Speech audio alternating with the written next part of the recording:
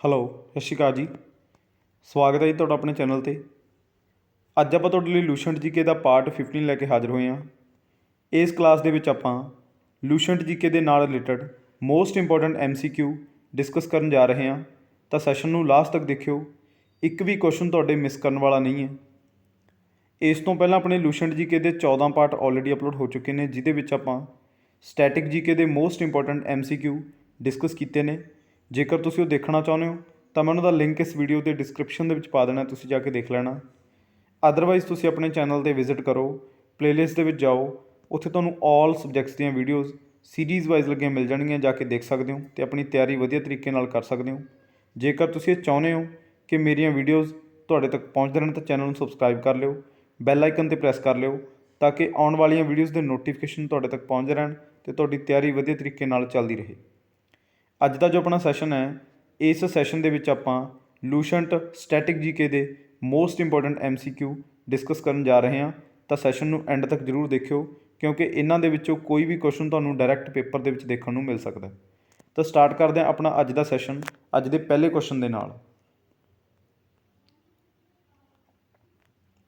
ਸਭ ਤੋਂ ਪਹਿਲਾ ਜਿਹੜਾ ਕੁਐਸਚਨ ਹੈ, ਭਾਰਤ ਦਾ ਕਿਹੜਾ ਰਾਜ ਪਟਸਨ ਦਾ ਸਭ ਤੋਂ ਵੱਡਾ ਉਤਪਾਦਕ ਹੈ? ਵਿਚ of the following state of India is the largest producer of jute? ਤਾਂ ਜੂਟ ਦਾ ਜਿਹੜਾ ਲਾਰਜੈਸਟ ਪ੍ਰੋਡਿਊਸਰ ਹੈ ਉਹ ਭਾਰਤ ਦਾ ਕਿਹੜਾ ਸਟੇਟ ਹੈ? ਤੁਹਾਨੂੰ ਪਤਾ ਹੋਣਾ ਚਾਹੀਦਾ, ਕਿਉਂਕਿ ਜਿਹੜੀ ਇਹ ਟੌਪਿਕ ਹੈ ਤੁਹਾਡਾ, ਇਹਦੇ ਵਿੱਚੋਂ ਕੁਐਸਚਨ ਤੁਹਾਨੂੰ ਬਹੁਤ ਪੁੱਛੇ ਜਾਂਦੇ ਨੇ। ਠੀਕ ਹੈ ਜੀ, ਤੁਹਾਨੂੰ ਪਤਾ ਹੋਣਾ ਚਾਹੀਦਾ। ਕੇਰਲਾ, ਰਾਜਸਥਾਨ, ਉੱਤਰ ਪ੍ਰਦੇਸ਼ ਜਾਂ ਵੈਸਟ ਬੰਗਾਲ?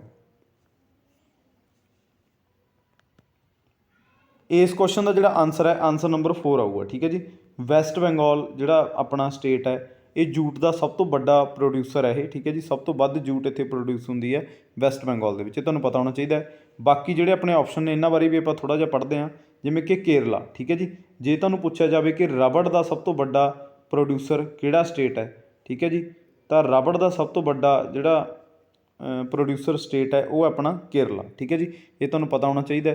ਜੇ ਤੁਹਾਨੂੰ ਪੁੱਛਿਆ ਜਾਵੇ ਮਿਲਟ, ਜਿਹਨੂੰ ਆਪਾਂ ਪੰਜਾਬੀ ਦੇ ਵਿੱਚ ਕੀ ਕਹਿੰਦੇ ਹਾਂ, ਬਾਜਰਾ।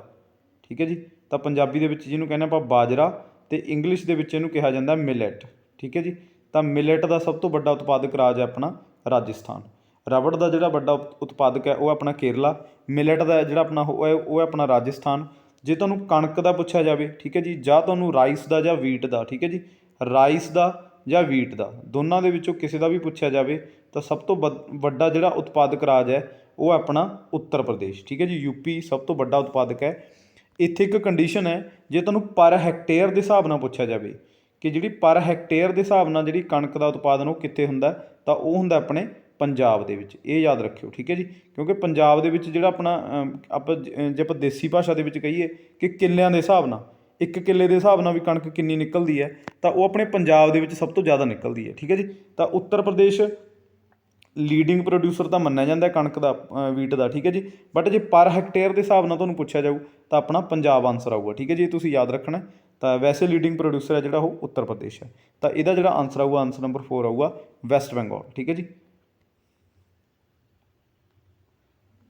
ਅਗਲਾ ਜਿਹੜਾ ਆਪਣਾ ਕੁਐਸਚਨ ਹੈ, ਅਧਿਆਪਕ ਦਿਵਸ ਕਦੋਂ ਮਨਾਇਆ ਜਾਂਦਾ ਹੈ? Van the teachers day is celebrate? 5 October, 5 ਸਤੰਬਰ, 5 ਮਈ ਜਾਂ 5 ਜੂਨ? ਇਹਨੂੰ ਆਪਾਂ ਨੈਸ਼ਨਲ ਟੀਚਰਸ ਡੇ ਦੇ ਵਜੋਂ ਵੀ ਆਪਾਂ ਜਾਣਦੇ ਹਾਂ। ਠੀਕ ਹੈ ਜੀ, ਇਹ ਤੁਹਾਨੂੰ ਪਤਾ, ਇਹ ਤੁਹਾਨੂੰ ਜਿਹੜਾ ਸਵਾਲ ਹੈ ਇਹ 2 ਟਾਈਪ ਦੇ ਨਾਲ ਆ ਸਕਦਾ। ਇਹ ਤੁਹਾਨੂੰ ਪਤਾ ਹੋਣਾ ਚਾਹੀਦਾ ਕਿ ਕਿਹੜੇ ਕਿਹੜੇ ਟਾਈਪਸ ਨਾਲ। ਠੀਕ ਹੈ ਜੀ, ਇੱਕ ਤਾਂ ਤੁਹਾਨੂੰ ਪੁੱਛ ਸਕਦੇ ਨੇ ਕਿ ਵਰਲਡਸ ਟੀਚਰਸ ਡੇ ਕਦੋਂ ਮਨਾਇਆ ਜਾਂਦਾ? ਵਰਲਡ, ਠੀਕ ਹੈ ਜੀ, ਵਿਸ਼ਵ ਟੀਚਰ ਦਿਵਸ ਕਦੋਂ ਮਨਾਇਆ ਜਾਂਦਾ? ਇੱਕ ਤੁਹਾਨੂੰ ਸਿੰਪਲ ਪੁੱਛਣਗੇ ਕਿ ਨੈਸ਼ਨਲ ਟੀਚਰਸ ਡੇ ਕਦੋਂ ਮਨਾਇਆ ਜਾਂਦਾ। ਤਾਂ ਇਹਦੇ ਵਿੱਚ ਥੋੜ੍ਹਾ ਫਰਕ ਹੈ। ਜੇ ਤੁਹਾਨੂੰ ਵਰਲਡ ਪੁੱਛਿਆ ਕਿ ਵਿਸ਼ਵ ਟੀਚਰ ਦਿਵਸ ਦੱਸੋ ਕਦੋਂ ਮਨਾਇਆ ਜਾਂਦਾ, ਤਾਂ ਉਹ ਮਨਾਇਆ ਜਾਂਦਾ ਆਪਣਾ 5 ਅਕਤੂਬਰ ਨੂੰ। ਇਹ ਦੋਨੋਂ ਡੇਟਸ ਤੁਸੀਂ ਯਾਦ ਰੱਖਿਓ। ਇਹ ਕਿਸੇ ਵੀ ਟਾਈਪ ਨਾਲ ਐਗਜ਼ਾਮੀਨਰ ਤੁਹਾਨੂੰ ਜਿਹੜਾ ਕੁਐਸਚਨ ਹੈ ਉਹ ਪੁੱਟ ਕਰ ਸਕਦਾ। ਤਾਂ 5 ਅਕਤੂਬਰ ਨੂੰ ਜਿਹੜਾ ਆਪਣਾ ਮਨਾਇਆ ਜਾਂਦਾ ਉਹ ਮਨਾਇਆ ਜਾਂਦਾ ਵਰਲਡਸ ਟੀਚਰਸ ਡੇ। ਠੀਕ ਹੈ ਜੀ, ਇਹ ਯਾਦ ਰੱਖਿਓ, ਵਿਸ਼ਵ ਟੀਚਰ ਦਿਵਸ ਮਨਾਇਆ ਜਾਂਦਾ।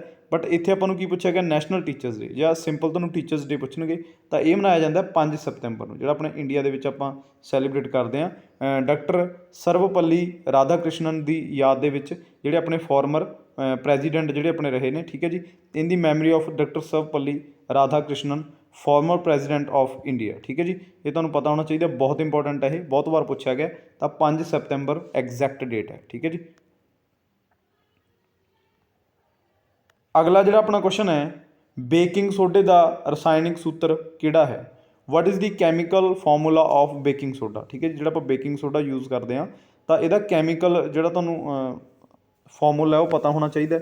ਪੁੱਛਿਆ ਜਾਂਦਾ ਸਾਇੰਸ ਦੇ ਵਿੱਚੋਂ ਵੀ, ਤੁਹਾਨੂੰ ਬਾਇਓਲੋਜੀ ਦੇ ਵਿੱਚੋਂ ਜਿਹੜੇ ਸਵਾਲ ਹੈ ਉਹ ਪੁੱਛੇ ਜਾਂਦੇ ਨੇ। ਤਾਂ ਹਰ ਇੱਕ ਫੈਕਟ ਤੁਹਾਡਾ ਸਟੈਟਿਕ ਜੀਕੇ ਦਾ ਤੁਹਾਡਾ ਕਲੀਅਰ ਹੋਣਾ ਚਾਹੀਦਾ। ਠੀਕ ਹੈ ਜੀ। ਤਾਂ ਜਿੰਨੇ ਵੀ ਆਪਣੇ ਸੈਸ਼ਨ ਹੋਏ ਨੇ ਅੱਜ ਤੱਕ ਸਟੈਟਿਕ ਜੀਕੇ ਦੇ, ਤਾਂ ਉਹ ਸਾਰੇ ਤੁਸੀਂ ਅਟੈਂਡ ਕਰਕੇ ਆਇਓ। ਇੱਕ ਇੱਕ ਕੁਐਸਚਨ ਤੁਹਾਡੇ ਲਈ ਬਹੁਤ ਕੀਮਤੀ ਹੈ। ਸਟੈਪ ਬਾਏ ਸਟੈਪ ਸਾਰੀਆਂ ਕਲਾਸਿਸ ਆਪਣੀਆਂ ਅਟੈਂਡ ਕਰਕੇ ਆਇਓ। ਠੀਕ ਹੈ ਜੀ, ਤੁਹਾਨੂੰ ਬਹੁਤ ਫਾਇਦਾ ਦੇਣਗੀਆਂ ਆਉਣ ਵਾਲੇ ਪੇਪਰਾਂ ਦੇ ਵਿੱਚ।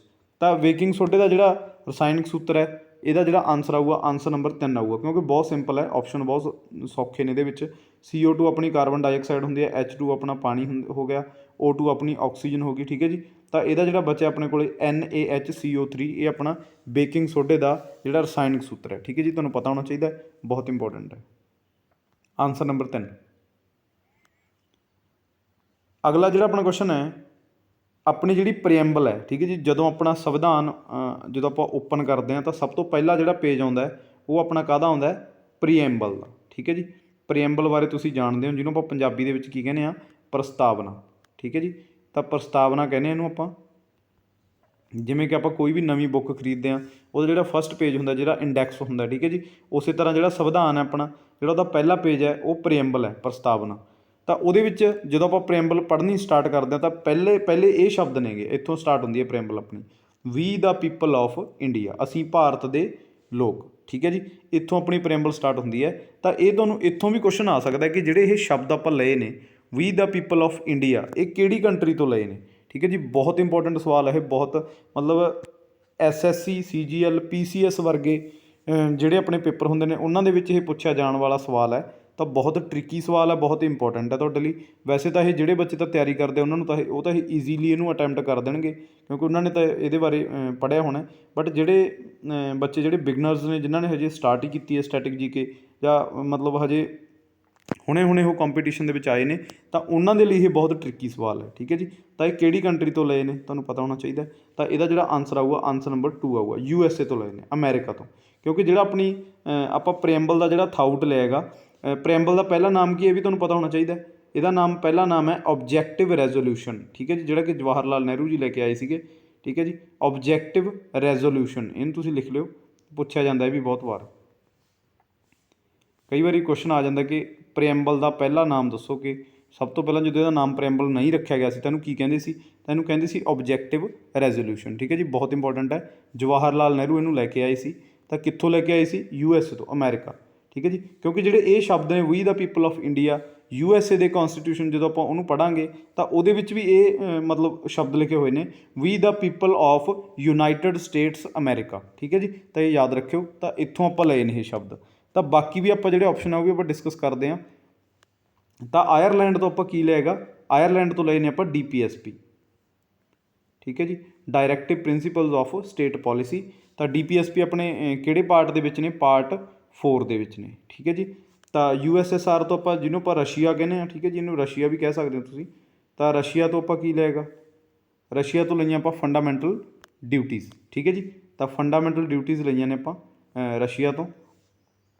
ਆਪਣੀਆਂ 11 ਫੰਡਾਮੈਂਟਲ ਡਿਊਟੀਜ਼ ਨੇ, ਜਿਹੜੀਆਂ 10 ਫੰਡਾਮੈਂਟਲ ਡਿਊਟੀ ਆ ਉਹ ਆਪਾਂ 42ਵੀਂ ਅਮੈਂਡਮੈਂਟ ਦੇ ਨਾਲ ਜਿਹੜੀਆਂ ਐਡ ਕੀਤੀਆਂ ਨੇ। ਜਿਹੜੀਆਂ ਪਹਿਲੀਆਂ 10, ਕਿਉਂਕਿ ਜਦੋਂ ਆਪਣਾ ਸੰਵਿਧਾਨ ਲਾਗੂ ਹੋਇਆ ਉਸ ਟਾਈਮ 'ਤੇ ਕੋਈ ਫੰਡਾਮੈਂਟਲ ਡਿਊਟੀ ਨਹੀਂ ਸੀ, ਤਾਂ 10 ਫੰਡਾਮੈਂਟਲ ਡਿਊਟੀਜ਼ ਜਿਹੜੀਆਂ ਆਪਾਂ ਐਡ ਕੀਤੀਆਂ ਨੇ, ਉਹ ਆਪਾਂ ਐਡ ਕੀਤੀਆਂ 42 ਜਿਹੜੀ ਆਪਣੀ 42 ਅਮੈਂਡਮੈਂਟ ਹੋਈ ਹੈਗੀ 1976 ਦੇ ਵਿੱਚ। ਠੀਕ ਹੈ ਜੀ, ਤਾਂ 10 ਫੰਡਾਮੈਂਟਲ ਡਿਊਟੀਆਂ ਕੀਤੀਆਂ ਨੇ। ਬਟ ਟੋਟਲ ਹੈ ਕਿੰਨੀਆਂ ਨੇ ਡਿਊਟੀਆਂ? ਟੋਟਲ ਆਪਣੇ 11 ਨੇ। ਤਾਂ ਜਿਹੜੀ ਆਪਣੀ 11th ਡਿਊਟੀ ਹੈ, ਯਾਨੀ ਕਿ 11ਵੀਂ ਡਿਊਟੀ ਹੈ, ਇਹ ਕਦੋਂ ਐਡ ਕੀਤੀ ਹੈ? ਇਹ ਆਪਾਂ ਕੀਤੀ ਹੈ 86th ਅਮੈਂਡਮੈਂਟ ਦੇ ਨਾਲ। ਠੀਕ ਹੈ ਜੀ, ਤਾਂ 86ਵੀਂ ਅਮੈਂਡਮੈਂਟ ਹੋਈ ਸੀ ਆਪਣੀ, ਕਦੋਂ ਹੋਈ ਸੀ? 2002 ਦੇ ਵਿੱਚ। ਤਾਂ ਇਹਦੇ ਰਾਹੀਂ ਇਹ ਆਪਾਂ ਐਡ ਕੀਤੀ ਹੈ 11th ਫੰਡਾਮੈਂਟਲ ਡਿਊਟੀ। ਠੀਕ ਹੈ ਜੀ, ਤਾਂ ਇਹ ਤੁਸੀਂ ਯਾਦ ਰੱਖਿਓ। ਤਾਂ ਇਹ ਆਪਾਂ ਕਿੱਥੋਂ ਲਈਆਂ ਨੇ? USSR ਤੋਂ, ਯਾਨੀ ਕਿ ਰਸ਼ੀਆ ਤੋਂ। ਆਸਟ੍ਰੇਲੀਆ ਤੋਂ ਆਪਾਂ ਕੀ ਲਿਆਗਾ? ਆਸਟ੍ਰੇਲੀਆ ਤੋਂ ਲਈ ਆਪਾਂ ਕੌਨਕਰੰਟ ਲਿਸਟ। ਠੀਕ ਹੈ ਜੀ, ਕੌਨਕਰੰਟ ਲਿਸਟ ਲਈ ਆਪਾਂ ਆਸਟ੍ਰੇਲੀਆ ਤੋਂ, ਇਹ ਯਾਦ ਰੱਖਿਓ ਤੁਸੀਂ, ਬਹੁਤ ਇੰਪੋਰਟੈਂਟ ਹੈ। ਤਾਂ ਬਾਕੀ ਵੀ ਆਪਾਂ ਸਾਰੇ ਆਪਸ਼ਨ ਆ ਜਿਹੜੇ ਉਹ ਡਿਸਕਸ ਕਰ ਦਿੱਤੇ ਨੇ। ਤਾਂ ਇਹ ਜਿਹੜੇ ਸ਼ਬਦ ਲਏ ਨੇ ਆਪਾਂ USA ਤੋਂ ਲਏ ਨੇ। ਆਨਸਰ ਨੰਬਰ 2 ਆਊਗਾ।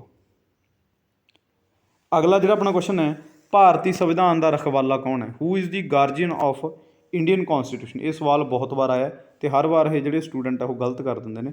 ਠੀਕ ਹੈ ਜੀ, ਤੁਹਾਨੂੰ ਆਪਸ਼ਨ ਹੀ ਇਹੋ ਜਿਹੇ ਦੇਣਗੇ ਕਿ ਤੁਸੀਂ ਬਿਲਕੁਲ ਕਨਫਿਊਜ਼ ਹੋ ਜਾਓਗੇ। ਲੋਕ ਸਭਾ, ਰਾਜ ਸਭਾ, ਪਾਰਲੀਮੈਂਟ, ਠੀਕ ਹੈ ਜੀ, ਅਤੇ ਸੁਪਰੀਮ ਕੋਰਟ। ਤਾਂ ਇਹ 4 ਆਪਸ਼ਨ ਨੇ ਤੁਹਾਡੇ ਕੋਲ। ਸਭ ਤੋਂ ਪਹਿਲਾਂ ਤੁਹਾਨੂੰ ਲੋਕ ਸਭਾ, ਰਾਜ ਸਭਾ ਅਤੇ ਪਾਰਲੀਮੈਂਟ ਦੇ ਆਰਟੀਕਲ ਪਤਾ ਹੋਣੇ ਚਾਹੀਦੇ ਨੇ। ਠੀਕ ਹੈ ਜੀ, ਸਭ ਤੋਂ ਪਹਿਲਾਂ ਪਾਰਲੀਮੈਂਟ ਦਾ ਜਿਹੜਾ ਆਰਟੀਕਲ ਹੈ ਉਹ ਹੈ 79। ਠੀਕ ਹੈ ਜੀ, ਉਸ ਤੋਂ ਬਾਅਦ ਆਪਣੀ ਕਿਹੜੀ ਸੰਸਦ ਆਉਂਦੀ ਹੈ? ਰਾਜ ਸਭਾ ਆਉਂਦੀ ਹੈ, ਤਾਂ ਇਹਦੀ ਆਪਣਾ 80 ਆਊਗਾ, ਅਤੇ ਲੋਕ ਸਭਾ ਦਾ ਆਉਂਦਾ ਆਪਣਾ 81। ਸਭ ਤੋਂ ਪਹਿਲਾਂ ਵੱਡਾ ਸਦਨ ਆਊ, ਫਿਰ ਛੋਟਾ ਸਦਨ। ਠੀਕ ਹੈ ਜੀ, ਇਹਨੂੰ ਤੁਸੀਂ ਯਾਦ ਰੱਖੋ ਐਜ਼ ਇਟ ਇਜ਼। ਤਾਂ ਇਹਦਾ ਜਿਹੜਾ ਆਨਸਰ ਆਊ, ਆਨਸਰ ਨੰਬਰ 4 ਆਊਗਾ, ਸੁਪਰੀਮ ਕੋਰਟ। ਠੀਕ ਹੈ ਜੀ, ਗਾਰਜੀਅਨ ਮਤਲਬ ਜੇ ਤੁਹਾਨੂੰ ਇਹ ਵੀ ਆ ਜੇ ਕਿ ਕੌਨਸਟੀਟਿਊਸ਼ਨ ਨੂੰ ਜਿਹੜਾ ਆਪਾਂ ਇੰਟਰਪ੍ਰੀਟੇਸ਼ਨ ਜੇ ਕੌਨਸਟੀਟਿਊਸ਼ਨ ਦੀ ਕਰਨੀ ਤਾਂ ਕੌਣ ਕਰੂਗਾ? ਤਾਂ ਉਹ ਵੀ ਆਪਣਾ ਸੁਪਰੀਮ ਕੋਰਟ ਕਰੂਗਾ। ਕਈ ਵਾਰੀ ਸੁਪਰੀਮ ਕੋਰਟ ਨਾ ਦੇ ਕੇ ਇੱਥੇ ਜੁਡੀਸ਼ਰੀ ਦੇ ਦਿੰਦੇ ਨੇ ਆਪਸ਼ਨ ਦੇ ਵਿੱਚ, ਤਾਂ ਜੁਡੀਸ਼ਰੀ ਵੀ ਤੁਹਾਡਾ ਬਿਲਕੁਲ ਕਰੈਕਟ ਆਨਸਰ ਹੈ। ਜੇ ਸੁਪਰੀਮ ਕੋਰਟ ਨਹੀਂ ਹੈਗਾ ਤਾਂ ਜੁਡੀਸ਼ਰੀ ਆਨਸਰ ਆਊਗਾ। ਠੀਕ ਹੈ ਜੀ, ਇਹ ਯਾਦ ਰੱਖਿਓ ਤੁਸੀਂ, ਬਹੁਤ ਇੰਪੋਰਟੈਂਟ ਇਹ ਫੈਕਟ ਹੈ ਤੁਹਾਡਾ। ਆਨਸਰ ਨੰਬਰ 4 ਆਊਗਾ। ਅਗਲਾ ਜਿਹੜਾ ਆਪਣਾ ਕੁਐਸਚਨ ਹੈ, ਭਾਰਤ ਦੇ ਪਹਿਲੇ ਰਾਸ਼ਟਰੀ ਪਾਰਕ ਦਾ ਨਾਮ ਦੱਸੋ। What is the name of the first national park in India? Hemis national park, Jim Corbett national park, Kanha national park ਜਾਂ ਪੰਨਾ ਨੈਸ਼ਨਲ ਪਾਰਕ। ਠੀਕ ਹੈ ਜੀ, ਤਾਂ ਇਹ ਬਾਕੀ ਨੈਸ਼ਨਲ ਪਾਰਕ ਵੀ ਤੁਹਾਨੂੰ ਪਤਾ ਹੋਣਾ, ਜਿਵੇਂ ਕਿ ਹੈਮਿਸ ਨੈਸ਼ਨਲ ਪਾਰਕ ਇਹ ਕਿੱਥੇ ਪੈਂਦਾ? ਇਹ ਆਪਣਾ ਲੱਦਾਖ ਦੇ ਵਿੱਚ ਪੈਂਦਾ। ਠੀਕ ਹੈ ਜੀ, ਤਾਂ ਲੱਦਾਖ ਦੇ ਵਿੱਚ ਇਹ ਜਿਹੜਾ ਨੈਸ਼ਨਲ ਪਾਰਕ ਹੈ, ਸਨੋ ਲੈਪਰਡਸ ਦੇ ਲਈ ਇਹ ਜਾਣਿਆ ਜਾਂਦਾ, ਬਰਫਾਨੀ ਜਿਹੜੇ ਤੇਂਦੂਏ ਹੁੰਦੇ ਨੇ। ਕਾਨਾ ਅਤੇ ਪੰਨਾ ਇਹ ਆਪਣੇ ਪੈਂਦੇ ਨੇ ਮੱਧ ਪ੍ਰਦੇਸ਼ ਦੇ ਵਿੱਚ। ਠੀਕ ਹੈ ਜੀ, MP ਦੇ ਵਿੱਚ ਪੈਂਦੇ ਨੇ ਕਾਨਾ ਨੈਸ਼ਨਲ ਪਾਰਕ ਅਤੇ ਪੰਨਾ ਨੈਸ਼ਨਲ ਪਾਰਕ। ਦਾ ਸਭ ਤੋਂ ਪਹਿਲਾ ਜਿਹੜਾ ਆਪਣਾ ਨੈਸ਼ਨਲ ਪਾਰਕ ਹੈ ਇੰਡੀਆ ਦਾ, ਠੀਕ ਹੈ ਜੀ, ਤਾਂ ਉਹ ਹੈ ਆਪਣਾ ਜਿਮ ਕਾਰਬੇਟ। ਬਹੁਤ ਫੇਮਸ ਹੈ, ਉੱਤਰਾਖੰਡ ਦੇ ਵਿੱਚ ਹੈ। ਠੀਕ ਹੈ ਜੀ, ਉੱਤਰਾਖੰਡ ਦੇ ਵਿੱਚ ਇਹ ਜਿਮ ਕਾਰਬੇਟ। ਇਹ ਤੁਸੀਂ ਯਾਦ ਰੱਖਿਓ। ਆਨਸਰ ਨੰਬਰ 2 ਆਊ। ਅਗਲਾ ਜਿਹੜਾ ਆਪਣਾ ਕੁਐਸਚਨ ਹੈ, ਰਾਸ਼ਟਰਪਤੀ ਕਿਹੜੇ ਬਿੱਲ ਉੱਤੇ ਆਪਣੀ ਵੀਟੋ ਪਾਵਰ ਨਹੀਂ ਲਗਾ ਸਕਦਾ? President can't use his veto power over which of the following bill? Money bill, constitutional amendment bill, both 1 and 2 ਜਾਂ ਨਨ ਆਫ ਦੀ ਅਬਵ। ਠੀਕ ਹੈ ਜੀ, ਤਾਂ ਪ੍ਰੈਜ਼ੀਡੈਂਟ ਆ ਜਿਹੜਾ, ਇਹਦੇ ਕੋਲ 3 ਵੀਟੋ ਪਾਵਰ ਹੁੰਦੀਆਂ ਨੇ, ਇਹ ਤੁਹਾਨੂੰ ਪਤਾ ਹੋਣਾ ਚਾਹੀਦਾ। ਇੱਕ ਤਾਂ ਹੁੰਦੀ ਆਪਣੀ ਸਸਪੈਂਸ਼ਨ ਵੀਟੋ। ਠੀਕ ਹੈ ਜੀ,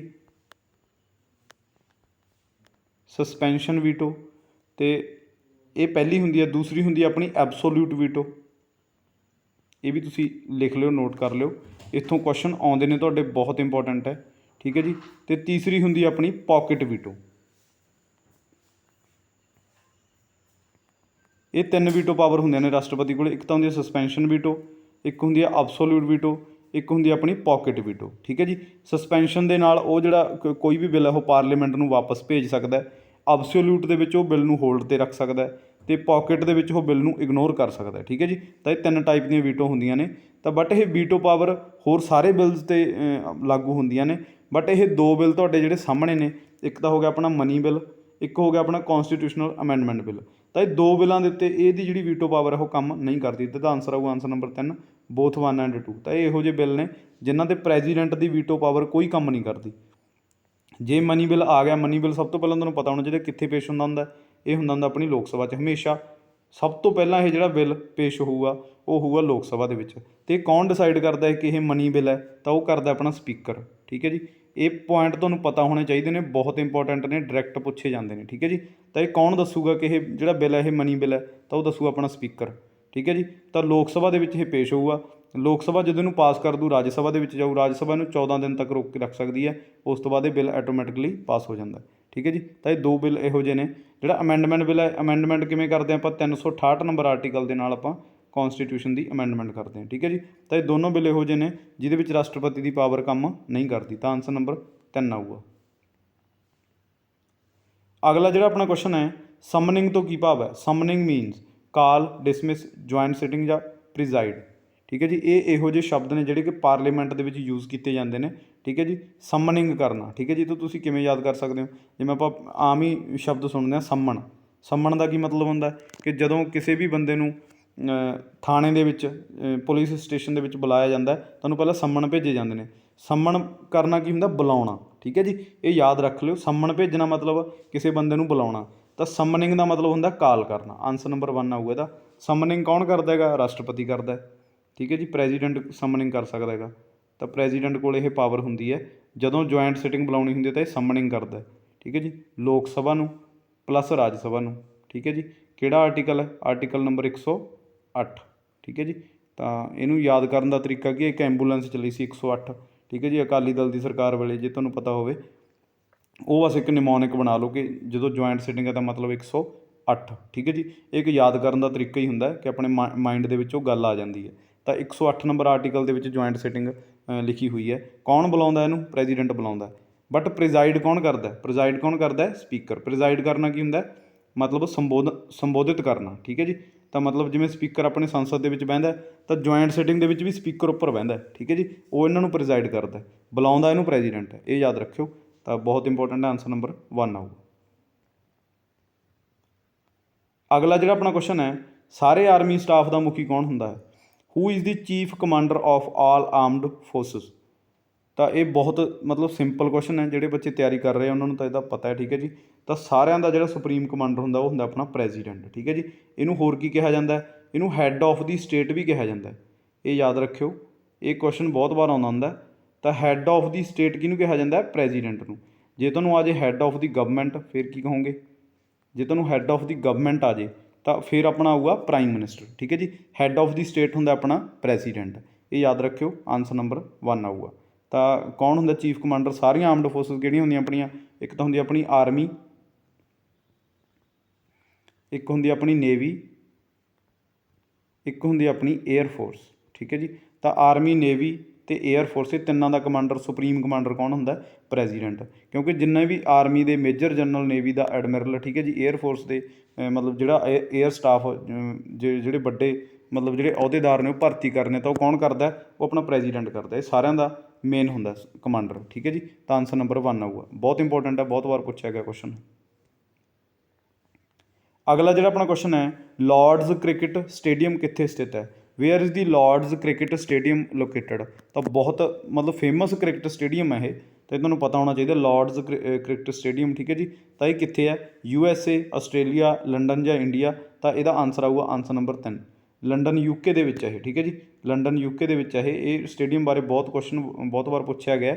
ਤਾਂ ਲਾਰਡਜ਼ ਕ੍ਰਿਕਟ ਸਟੇਡੀਅਮ, ਸਟੈਟਿਕ ਦਾ ਸਵਾਲ ਹੈ ਤੁਹਾਡਾ, ਤਾਂ ਬਹੁਤ ਇੰਪੋਰਟੈਂਟ ਹੈ। ਤਾਂ ਇਹ ਲੰਡਨ ਦੇ ਵਿੱਚ ਹੈ, UK ਦੇ ਵਿੱਚ, ਠੀਕ ਹੈ ਜੀ।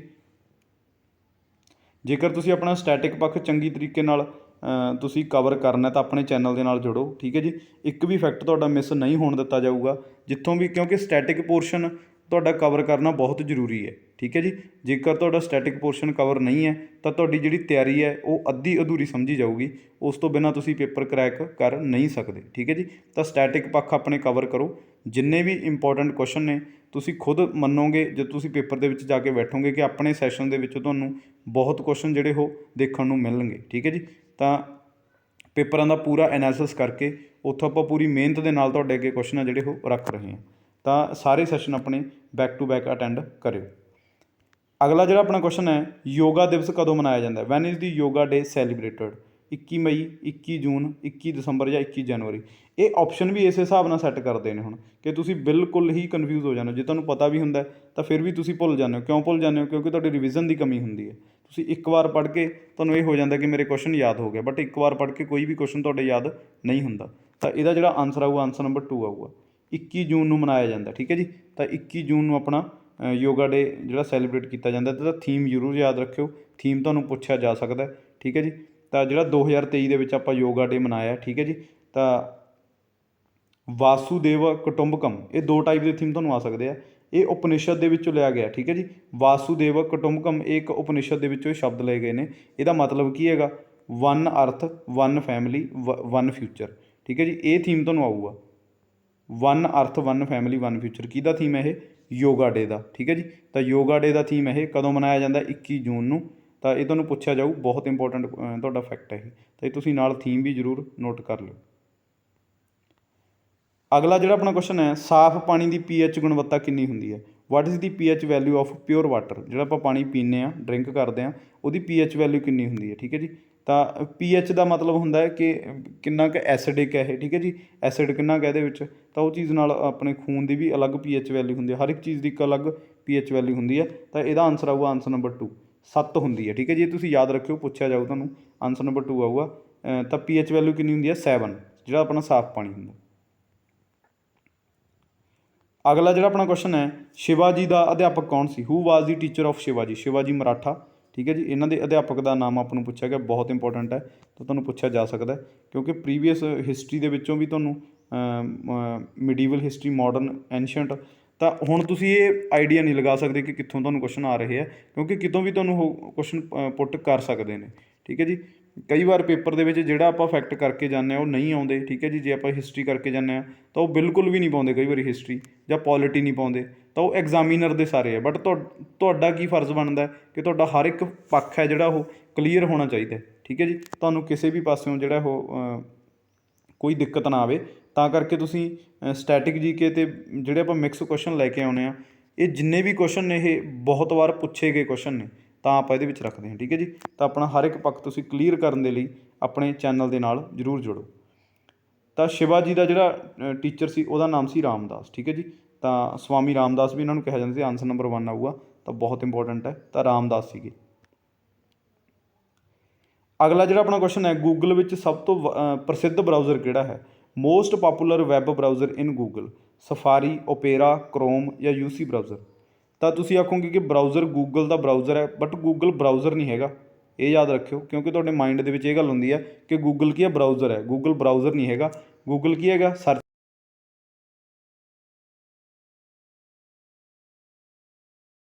ਨੇ।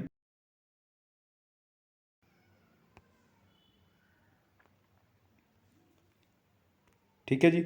ਤਾਂ ਜਿਹੜਾ ਗੂਗਲ ਹੈ ਆਪਣਾ, ਇਹ ਆਪਣਾ ਕੀ ਹੈ, ਸਰਚ ਇੰਜਨ ਹੈ, ਠੀਕ ਹੈ ਜੀ। ਇਹ ਯਾਦ ਰੱਖਿਓ, ਬਹੁਤ ਇੰਪੋਰਟੈਂਟ ਫੈਕਟ ਹੈ ਇਹ ਤੁਹਾਡੇ ਲਈ।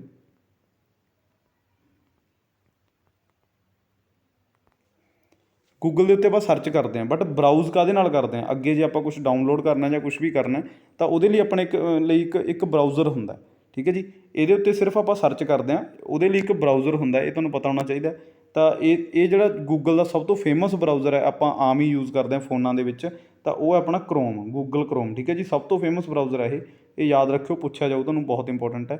ਤਾਂ ਇਹ ਵੀ ਸਾਰੇ ਬਰਾਊਜ਼ਰ ਨੇ, ਜਿਵੇਂ ਕਿ ਸਫਾਰੀ ਹੋ ਗਿਆ, ਓਪੇਰਾ, ਯੂਸੀ ਬਰਾਊਜ਼ਰ ਹੋ ਗਿਆ, ਠੀਕ ਹੈ ਜੀ। ਬਟ ਜਿਹੜਾ ਗੂਗਲ ਦਾ ਫੇਮਸ ਬਰਾਊਜ਼ਰ ਹੈ ਉਹ ਆਪਣਾ ਕਰੋਮ, ਗੂਗਲ ਕਰੋਮ। ਅਗਲਾ ਜਿਹੜਾ ਆਪਣਾ ਕੁਐਸਚਨ ਹੈ, ਯੂਨੈਸਕੋ ਦਾ ਮੁੱਖ ਦਫ਼ਤਰ ਕਿੱਥੇ ਸਥਿਤ ਹੈ? Where is the headquarter of UNESCO? ਠੀਕ ਹੈ ਜੀ, ਇਹਦੇ ਬਾਰੇ ਤੁਹਾਨੂੰ ਪੁੱਛਿਆ ਜਾਊਗਾ। ਤਾਂ ਜਨੇਵਾ, ਪੈਰਿਸ, ਨਿਊਯਾਰਕ ਜਾਂ ਵਾਸ਼ਿੰਗਟਨ DC? ਯੂਨੈਸਕੋ ਦਾ ਜਿਹੜਾ ਹੈੱਡਕੁਆਟਰ ਹੈ ਉਹ ਕਿੱਥੇ ਹੈ, ਤੁਹਾਨੂੰ ਪੁੱਛਿਆ ਜਾਊ, ਅਤੇ ਇਹਦਾ ਆਨਸਰ ਆਊਗਾ ਆਨਸਰ ਨੰਬਰ 2, ਪੈਰਿਸ ਦੇ ਵਿੱਚ ਹੈ, ਫਰਾਂਸ ਦੇ ਵਿੱਚ, ਠੀਕ ਹੈ ਜੀ। ਤਾਂ ਆਨਸਰ ਨੰਬਰ 2 ਆਊਗਾ।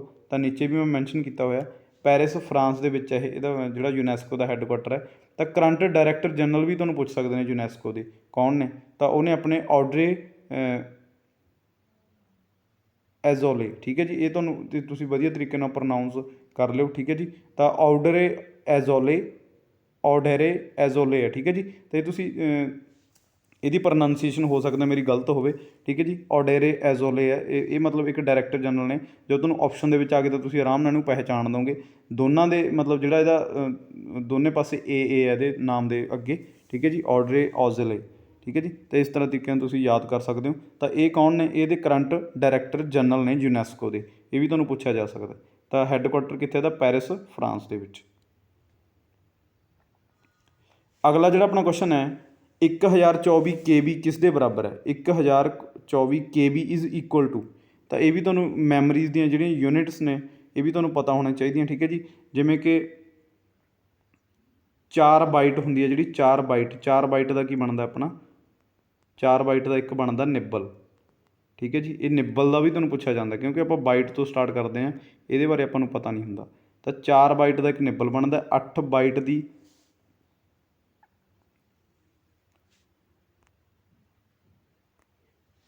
4 ਬਿੱਟ ਦਾ 4 ਬਿੱਟ ਦਾ ਇੱਕ ਨਿੱਬਲ ਬਣਦਾ, ਠੀਕ ਹੈ ਜੀ। ਤਾਂ 4 ਬਿੱਟ ਦਾ ਇੱਕ ਨਿੱਬਲ ਬਣਦਾ, 8 ਬਿੱਟ ਦੀ ਕੀ ਬਣਦੀ ਹੈ? ਬਾਈਟ ਬਣਦੀ ਹੈ, ਠੀਕ ਹੈ ਜੀ। ਸਭ ਤੋਂ ਛੋਟੀ ਯੂਨਿਟ ਦੀ ਬਿੱਟ ਹੁੰਦੀ ਹੈ, ਬਾਈਟ ਨਹੀਂ ਹੁੰਦੀ, ਬਾਈਟ ਤਾਂ ਉਸ ਤੋਂ ਬਾਅਦ ਆਉਂਦੀ ਹੈ। 8 ਬਿੱਟ ਦੀ ਕੀ ਬਣਦੀ ਹੈ? ਇੱਕ ਬਾਈਟ ਬਣਦੀ ਹੈ, ਠੀਕ ਹੈ ਜੀ।